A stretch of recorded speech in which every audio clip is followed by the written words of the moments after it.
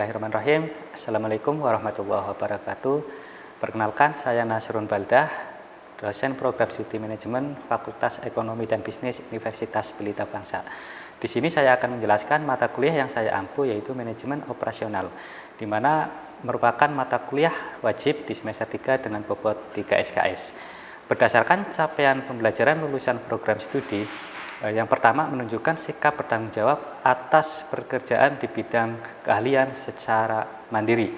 Yang kedua, menguasai konsep teoritis, metode dan perangkat analisis fungsi manajemen dan fungsi organisasi pada berbagai organisasi. Yang ketiga, mampu mengembangkan dan memelihara jaringan kerja dengan pembimbing, kolega, sejawat, baik di dalam maupun di luar lembaga. Yang keempat, mampu melaksanakan fungsi organisasi pada level organisasional di berbagai tipe organisasi. Berdasarkan capaian pembelajaran mata kuliah, yang pertama mengetahui ilmu manajemen operasional, di antaranya perencanaan strategi proyek, pelaksanaan, pengarahan, pemantauan, evaluasi, dan pengoperasian pada perusahaan. Yang kedua, memahami strategi proses, strategi lokasi, dan strategi tata ruang yang sesuai dengan lingkup perusahaan. Yang ketiga, mengaplikasikan konsep bentuk peramalan, desain produk, dan pengelolaan kualitas pada perusahaan. Yang keempat, mampu menganalisis atas sumber daya manusia, rantai pasokan, manajemen persediaan, agregat operasional, dan kebutuhan material dalam perusahaan. Deskripsi singkat mata kuliah menyajikan sebuah pengantar umum bagi bidang operasi dengan cara yang realistis dan praktis. Walaupun mahasiswa tidak berencana berkarir di bidang operasional, besar kemungkinan mahasiswa akan bekerjasama dengan orang-orang dalam bidang operasi. Oleh karena itu, memiliki suatu pemahaman yang kuat mengenai peran dari operasi dalam sebuah organisasi akan memberikan manfaat yang penting bagi mahasiswa di masa mendatang.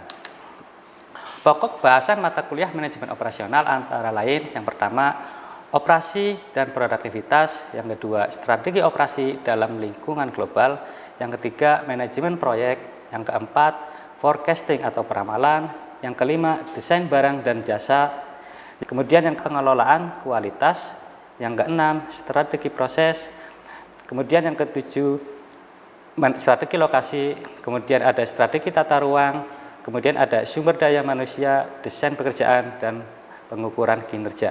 Kemudian berikutnya ada manajemen rantai pasokan, kemudian ada manajemen persediaan, kemudian ada perencanaan agregat, dan yang terakhir adalah perencanaan kebutuhan material atau MRP. Beberapa metode pembelajaran yang dilakukan salah satunya adalah problem based learning. Penilaian mata kuliah dalam manajemen operasional kali ini, yang pertama, kehadiran sebesar 20%, tugas 20%, UTS 30%, UAS 30%. Berikut pembelajaran mata kuliah manajemen operasional. Terima kasih. Baik, bismillahirrahmanirrahim. Assalamualaikum warahmatullahi wabarakatuh. Waalaikumsalam warahmatullahi wabarakatuh. Apa kabar semuanya? Sehat ya? Alhamdulillah sehat, Pak. Sudah istirahat tadi ya? Sudah makan belum nih? Sudah. Kalau belum nanti ke kantin bilang saja ya. Silahkan pilihan sesuai dengan masing-masing. Baik, terima kasih teman-teman yang sudah hadir ya. Sekarang kita sudah masuki di manajemen operasional ini pertemuan kelima ya. Hari ini untuk tema sesuai dengan RPS adalah apa? Desain produk dan jasa. Ya, di pertemuan kelima. Kalau di pertemuan keempat ada yang masih ingat? Ya. Forecasting atau peramalan, Pak? Forecasting, betul. Apa yang bisa teman-teman pelajari di pertemuan keempat itu mengenai forecasting? Mengenai prediksi ketidakpastian di masa depan untuk pengambilan keputusan. Baik, terima kasih. Ya, jadi artinya teman-teman sudah nggak lupa ya, kemarin kita sudah belajar mengenai forecasting. Nah, hari ini kita akan belajar mengenai desain produk ya. Baik, kita lihat segini. Ya, di sini ada desain produk, bahwa desain produk merupakan hal yang sangat penting ya sebagai kelangsungan hidup organisasi. Kenapa dikatakan menjadi kelangsungan hidup? Karena itu adalah sebuah produk yang akan menjadi sebuah hasilan dari perusahaan atau organisasi ya.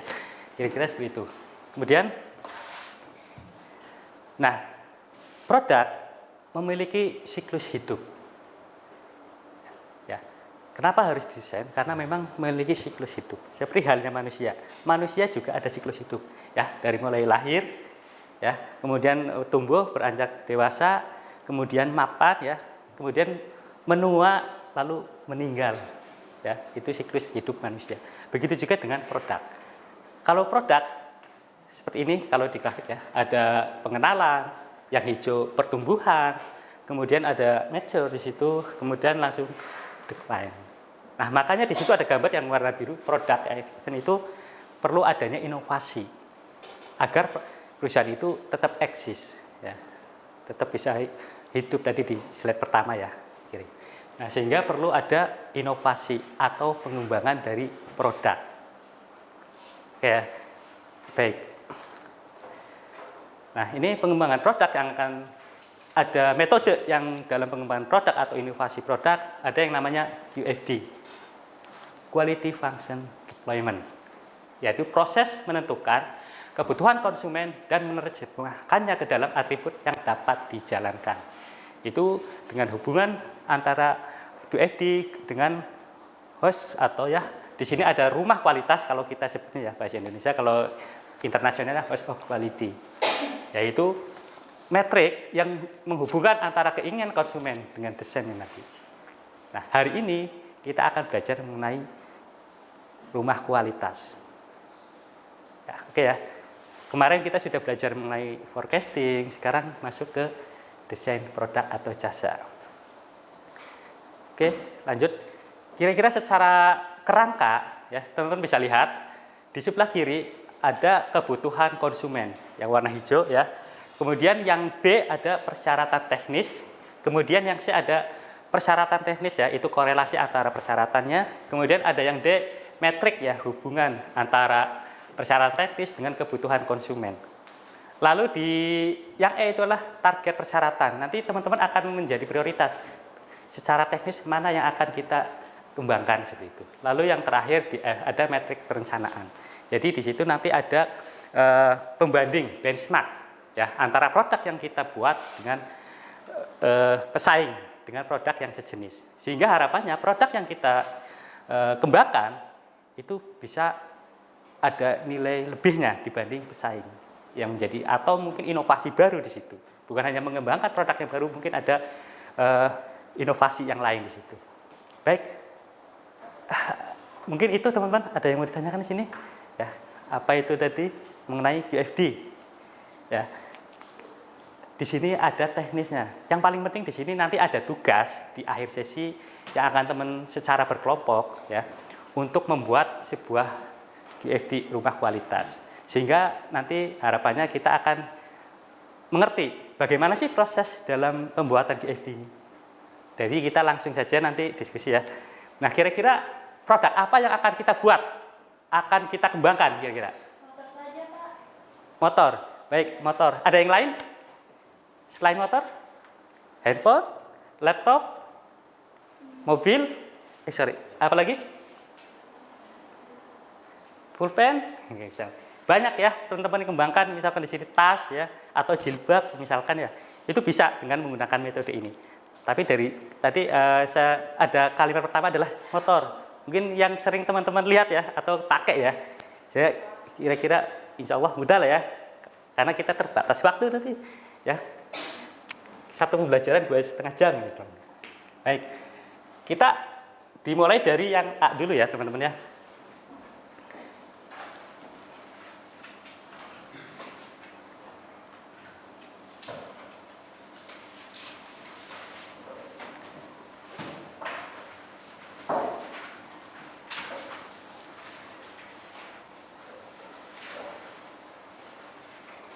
Oke, kita sesuai dengan konsepnya dulu kerangka, kita gambarkan di sini. Nah, ini adalah kebutuhan atau requirement ya, suara pelanggan, suara konsumen. Nah, kalau teman-teman ingin membeli motor ya, kira-kira apa yang kriteria yang diinginkan? Apa? Aman, safety ya, aman. Oke. Apa lagi? Pengen yang irit? Katanya pengen yang irit ya. Oke. Terus? Murah, Pak. Enggak pengen yang mahal? Kenapa? Buat bayar kuliah ini ya. Oke. Terus apa lagi? Hah? Cepat. Cepat. Cepat. Terus apa lagi? Bandel itu artinya apa? Tahan banting gitu. Dibanting nggak rusak gitu. Tahan lama ya, gitu ya. Awet ya, awet ya. Oke. Kurang satu lagi. Oke. Apa tadi? Bandel lah. Oke, bandel. Baik. Nah, ini adalah suara dari pelanggan. Nah, lalu apa? Dari pelanggan ini banyak metode ya teman-teman dalam mencari keinginan pelanggan ya. Bisa melalui apa? Misalkan survei mungkin, apa lagi kira-kira? Kuesioner atau lagi mungkin banyak cara ya, atau riset atau benchmark membandingkan antara beberapa produk ya, seperti itu. Nah, di sini teman-teman akan membuat sebuah prioritas ini ya, dengan menggunakan misalkan saya contohkan dari skala 0 sampai 5 ya. Kalau bicaranya skala ini tergantung kesepakatan tim ya nanti ya. Jadi tim project itu membuat skala berapa itu tergantung kesepakatan. Jadi untuk skala ini tidak baku ya. Nanti silahkan nanti sebagai tim yang terlibat di sini akan menulis skalanya berapa. Baik, kira-kira untuk aman berapa? Kalau teman-teman nih pengen yang berapa nih aman? 5. Enggak 4. 5 aja, Pak. Pengennya yang aman banget ya gitu. 5, iya. Baik, terus kalau bicara irit? Ada 3, ada 3,5. Baik, 3,5, Pak. biar enggak sulit ada 3,5 ya. Iya. Oke, 3,5. Terus yang murah berapa? 4. Enggak 5. Oke, 4 ya. Kalau cepat? 5. Enggak 2. 3. Oke. Kalau bandel? Berapa? 4 apa 3? 3, Pak. 3. Oke, jadi inilah pentingnya teman-teman berdiskusi karena tidak ada salah atau benar. Jadi ini memang setiap tim itu akan panas di sini ya, sehingga akan terjadi perdebatan. Jadi itu hal yang wajar. Makanya ini penting untuk dikondisikan nanti ya di dalam pengembangan produk. Ya. Setiap orang pasti suaranya berbeda-beda. Makanya ini perlu disepakati nanti di akhir. Baik. Lalu di sini ada namanya penjumlahan ya. Di sini totalnya berapa? Nanti tolong persiapan kalkulator ya. Nanti dihitung dulu. Lalu di sini persentasenya masing-masing ini berapa? Ya, sambil menunggu, tolong dibantu siapa yang menghitung. Kita kembangkan untuk yang persyaratan teknis. Ya, untuk persyaratan teknis, kalau misalkan mengembangkan produk yang misalkan irit, berarti harus bagaimana? Korelasinya dengan pengembangan sebagai seseorang insinyur. Kira-kira apa? Kira-kira apa? Apa yang akan dikembangkan seorang insinyur untuk mengadopsi suara dari konsumen? Contoh misalkan berat misalkan ya. Berat. Contoh berat di sini. Jadi nanti kalau misalkan irit, apakah nanti berat itu kalau mobilnya berat itu jadi irit nanti atau mungkin justru boros karena jalannya pelan itu ya. Jadi memang ini yang menjadi perhatian untuk tim teknis seorang insinyur. Lalu untuk memproduksi sebuah ini sesuai keinginan konsumen apa lagi? Kenapa biaya produksi? Menyangkut cost ya? Iya. Oke. Biaya produksi. Terus apa lagi? Dimensi. Apa dimensinya apa? Pengen yang gede motornya atau yang? Pengen motornya kecil apa yang gede? Yang gede. Seneng yang gede. Seneng yang gede-gede kayaknya. Baik, jadi dimensi, contoh ya. Ini contoh ya, dimensi. Terus? Apa lagi? Ya? Oleh karena berhubungan dengan bandel ya, jadi ya. Jadi mungkin ya awet ya, jadi masa pakai. Terus? Kecepatan. Oh ini ada ya. Jadi cepat mungkin kecepatan. Nah, dimaksud kecepatan yang gimana kira-kira? Yang cepat. Percepatan. Jadi responsivitas atau memang bisa ngebut gitu kan? Kan beda hal ya. Berarti kita percepatan 0 sampai 50 km per jam misalkan. Berapa detik ya untuk mencapai kecepatan itu, percepatan. Baik. Oke, sorry, maaf, spidolnya nggak nyata. Nah, lalu kita menghitung untuk korelasi persyaratan teknis di sini. Ya.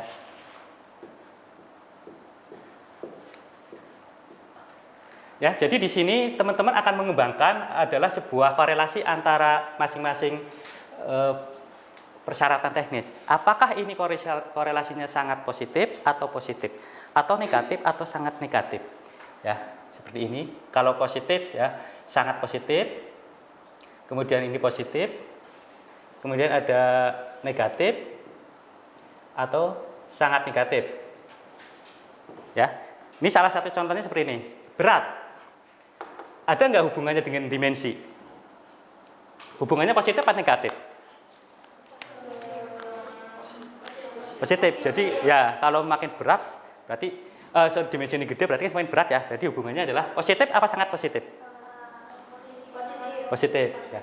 Nah ini teman-teman dikembangkan seperti ini, berat terhadap dimensi, berat terhadap masa pakai, berat terhadap percepatan. Kira-kira positif apa negatif? Nah semuanya teman-teman selesaikan di sini. Ya. Jadi harapannya ini menjadi sebuah gambaran nanti seorang insinyur mana yang mempertimbangkan mana yang mau dikalahkan dan mana yang menjadi prioritas. Ya. Kemudian di sini ada hubungan antara teknis dengan suara konsumen. Di sini kita menggunakan skala. Ya, skala ada kita anggap saja sebagai ini skala 9, ini ada 3, ini ada 1, kemudian ada tidak ada. Misalnya 0 ya, nilai 0. Nah, kira-kira berat terhadap aman korelasinya bagaimana? Skalanya berapa? 9 apa 3? 9. Aman. Karena pengen aman dan berat tapi aman ya misalkan. Oke. Terus berat terhadap irit. Berapa? Hah? Berapa? 1. Oke, nggak apa-apa, 1. Ini karena ini perlu ada perdebatan di sini hangat. Oke, murah terhadap berat. 1. Cepat terhadap berat. 1. Bandel terhadap berat. 9. Berat, bandel. Oke. Korelasinya berat katanya. Terus biaya produksi terhadap aman. 9. 9. Oke ya, 9. Ada yang lain? Terus terhadap irit. Biaya produksi terhadap irit. 3. 3, oke. Terhadap murah. Terus terhadap cepat. 3. Terhadap bandel. 9. Oke, nggak apa-apa ya. Silakan kita anggap saja ini sudah sepakati ya. Idealnya ini di sini banyak perdebatan, nggak bakalan kelar ini kalau ini. Karena masing-masing memiliki penilaian tersendiri. Oke. Sebut angka yang pertama kita langsung saja di sini ya. Oke, silakan. Ini sebagai sampel. Apa lagi? Dimensi terhadap aman. 9. Dimensi terhadap irit. 3. Terhadap murah. 9. Dimensi terhadap cepat. 1. Kenapa? 1 aja. Kenapa 1? Nah ini nih, dimensi terhadap bandel? 3. Yakin? Oke, baik, lanjutin teman-teman. Karena ini masa pakai terhadap aman. 3. Oke, karena suara pertama yang dengar saya 3. Terhadap irit? 9. 9. Terhadap murah? 3 berarti oke. Terhadap cepat? 9. Terhadap bandel? 9 juga? 9. Pengen yang 9 ya. Kau pengennya gede-gede juga nih angkanya. Percepatan terhadap aman? 3. 3. Oke. Oke ya. Terhadap irit? 9. 9. Murah? Ada nggak? 3, Pak. 3. 3, Pak. Oke. Terhadap cepat? Terhadap bandel? Nggak ada ya? Nggak ada. Kecepatan iya, karena emang kurang. Baik. Oke, tadi teman-teman menghitung ini berapa total? Yang sudah menghitung tadi? Yang sudah menghitung tadi, mohon maaf. 18. Ini berapa presentasinya tadi? Terus? Terus? Terus? Terus? 16. Oke. Nah, kemudian ini kita menghitung ya dengan cara yang seperti sama tadi sudah dihitung ya teman-teman ya. Nah, untuk 3 kali cara menghitungnya 3 kali, tolong yang lain paralel, ada yang menghitung nomor 2, ada yang menghitung nomor 3, 4 dan seterusnya ya. Tolong dibantu. Ini yang pertama dulu. Baik, 9 dikali 27 berapa? Ditambah oke, tolong di ini ya. Kemudian 3 dikali 19 ditambah 3 dikali 22 ditambah 3 dikali 16 ditambah 9 dikali 16 ya. Berapa? 444. Baik, yang nomor 2 yang sudah menghitung tadi berapa? Yang nomor 2 berapa? Berapa? 690. Yang nomor 3 sudah dihitung? 562, Pak. 562. 562. Terus? Sama? Sama ya? Oh iya. Harus beda ini harusnya. 462. Ya. Terus? 329. Harusnya beda ya. Ini sama ini beda ya harusnya ya. Karena ada angka ini. Bapak mohon maaf itu Ya. 329. 300? 29. 300. Enggak, Pak, itu, Pak. Yang Ini? sebelahnya. Ini berapa tadi? Yang 562-nya dibakar, Pak. Ini? 52. Ada yang aneh ya harusnya. Ini sama nih. Ya, oke. Baik, ini berapa persen? Jadi ini di totalnya berapa? Coba dihitung.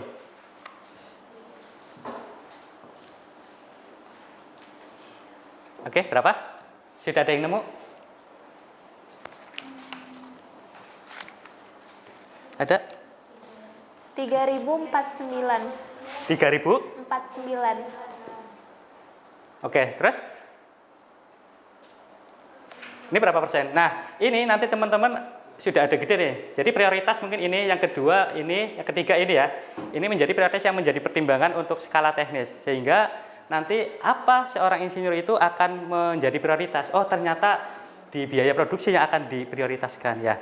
Nah, kemudian kalau mengacu kepada rumah kualitas, maka ada pembanding. Misalkan ada motor bebek misalkan. Terus ada matic, terus ada apa lagi? Sport ya. Nah, ini skalanya berapa? Ya.